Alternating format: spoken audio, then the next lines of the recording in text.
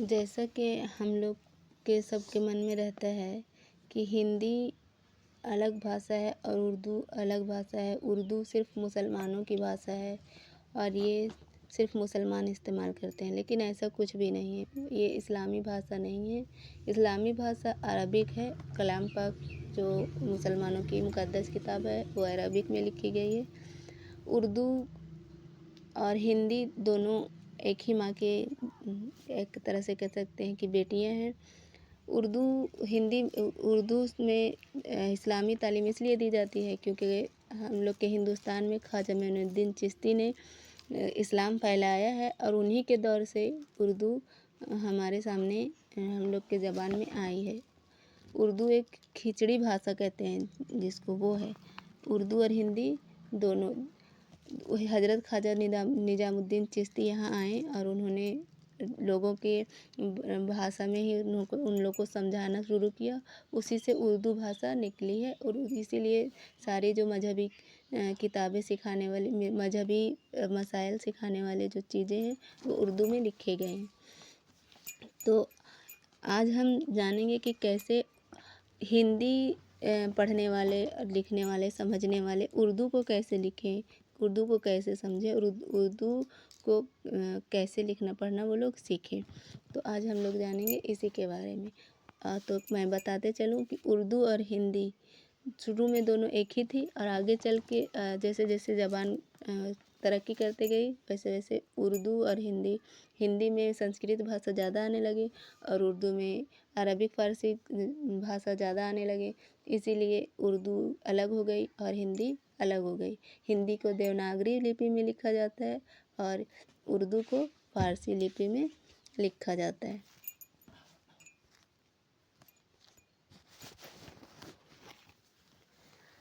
जैसे कि हम लोग जानते हैं कि हिंदी में अक्षर होता है, अक्षर, और इसमें होता है हुरूफ। उर्दू में होता है हुरूफ। अक्षर को लिखने वाले को अक्षर कहते हैं, सबसे छोटी इकाई को हिंदी में, और वर्णमाला होता है, वर्णमाला।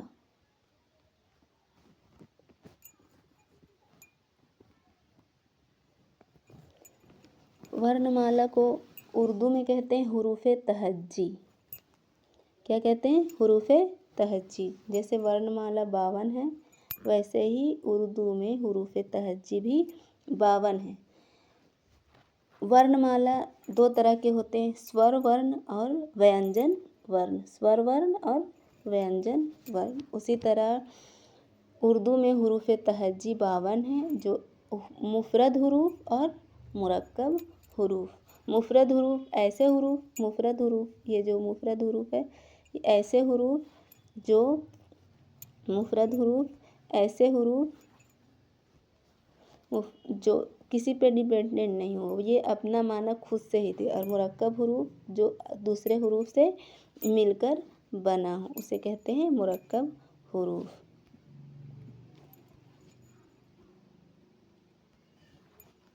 चलिए यहाँ तक हम लोग समझ गए कि अक्षर को हुरूफ कहते हैं, वर्णमाला को हुरूफ़े तहज्जी कहते हैं। वर्णमाला 52 है और हुरूफ़े तहज्जी भी 52 है। जैसे होता है स्वर वर्ण और व्यंजन वर्ण, उसी तरह होता है मुफ़रद हुरूफ और मुरक्कब हुरूफ। तो हम लोग जानते हैं मुफ़रद हुरूफ के बारे में। ये है मुफ़रद हुरूफ। ये जो आप नीचे में देख रहे हैं ये है मुफ़रद हुरूफ। ये है मुफ़रद हुरूफ। ये अपना माना अदा करने के लिए ये किसी पे डिपेंड नहीं रहता है, किसी पे आश्रित नहीं रहता है। तो जानते हैं हुरूफ़े तहज्जी कौन कौन से हैं। हुरूफ़े तहज्जी में मुफ़रद हुरूफ कौन कौन से हैं। तो ये देख रहे हैं आप, ये इसको कहते हैं अलिफ,